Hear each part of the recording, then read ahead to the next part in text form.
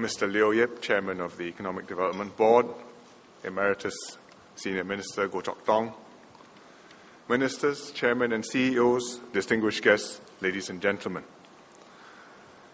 I'm very happy to be here with you this evening for EDB's 50th anniversary. Congratulations and happy birthday to EDB. We have a very distinguished gathering this evening of CEOs, EDB partners and staff, each of whom have played your special part in Singapore's development. Singapore today is a very different place from what it was when EDB was created 50 years ago. In 1961, our per capita GDP was then a meager 1,374 Singapore dollars. Unemployment was in the double digits.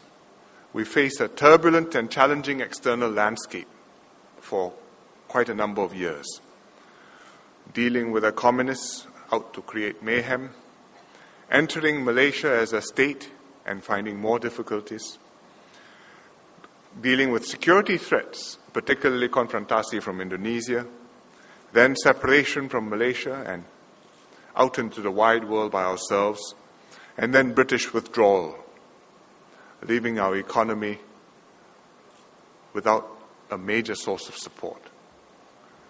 The future looked grim, and the odds of our small state surviving were long. But we overcame the odds and we transformed the economy.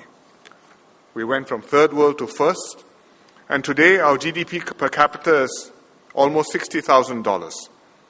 And if you compare it to where we were in 1961, in real terms, after discounting inflation, we are 13 times what we were back in 1961. 13 times in half a century.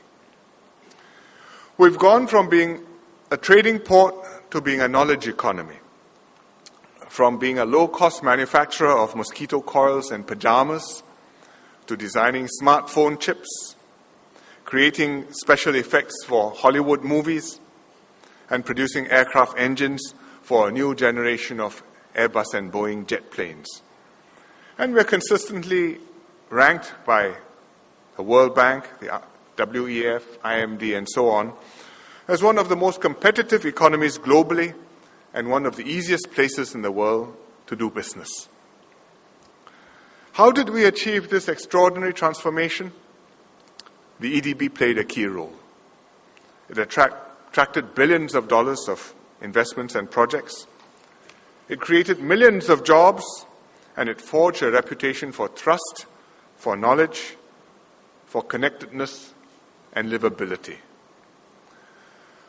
All credit is due to EDB officers and leaders, led by a succession of capable chairmen and CEO, starting with Mr. Hon Swee Sen, Mr. I.F. Tang, Mr. Chan Chin Bok, Ngiam Tong Dao, all the way to Mr. Liu Yip today, and CEOs to match them, many of whom are here today with us. They were imbued with a pioneering spirit and the desire to shape a better economic future for Singapore.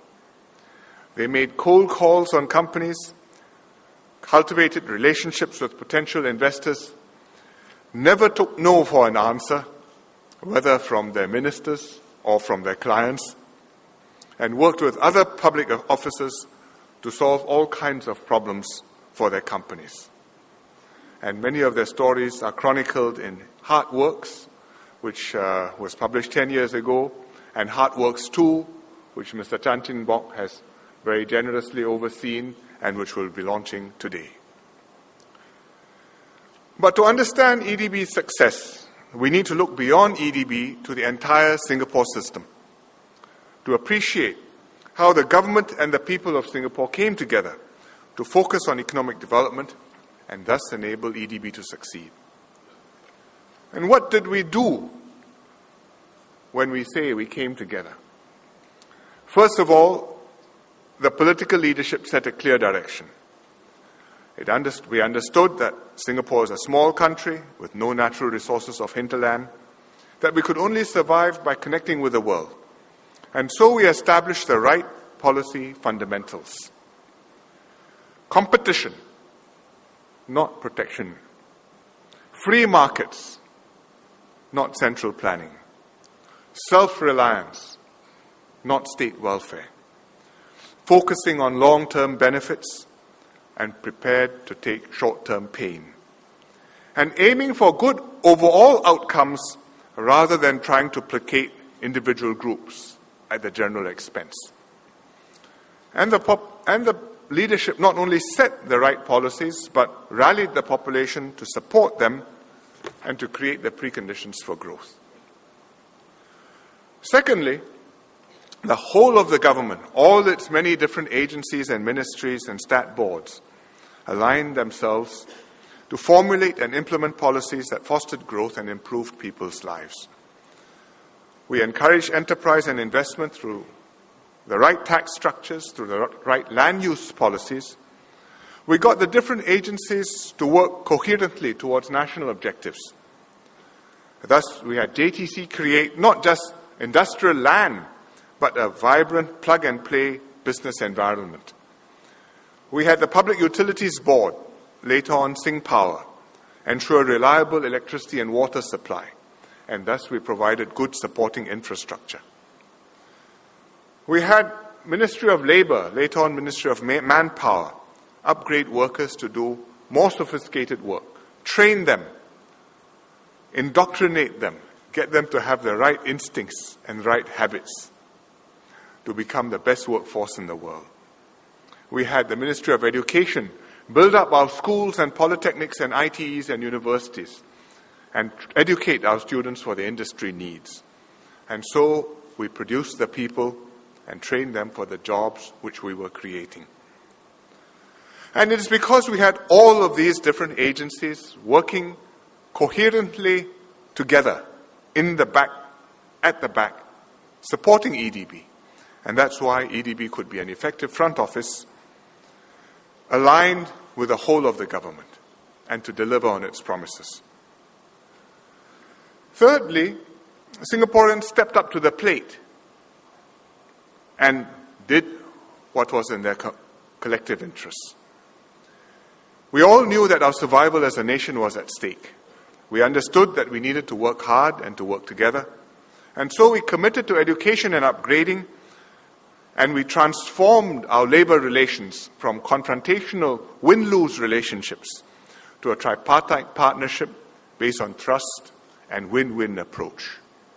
And thus we built the best workforce in the world.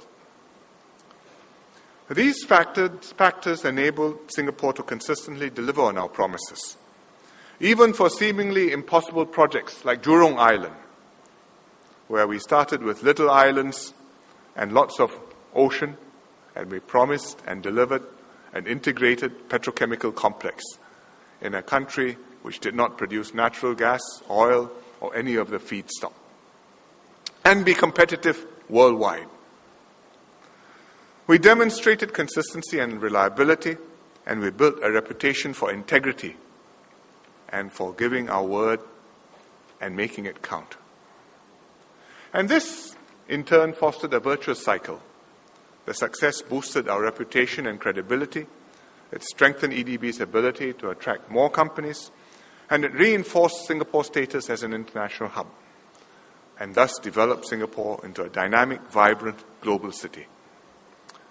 These strengths are, many of them, unique to Singapore, and collectively, the whole combination, I think, is unique to Singapore. The strategic alignment and the tactical coherence and agility help EDB to perform what appeared to be miracles.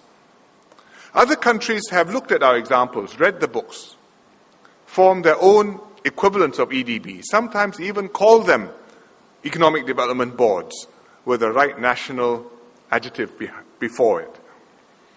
But it's not so hard to copy the name, it's not so easy to replicate the whole Singapore ecosystem behind EDB, the alignment of the whole of the government, the support of the people. And these provided and still provide a vital competitive edge for Singapore.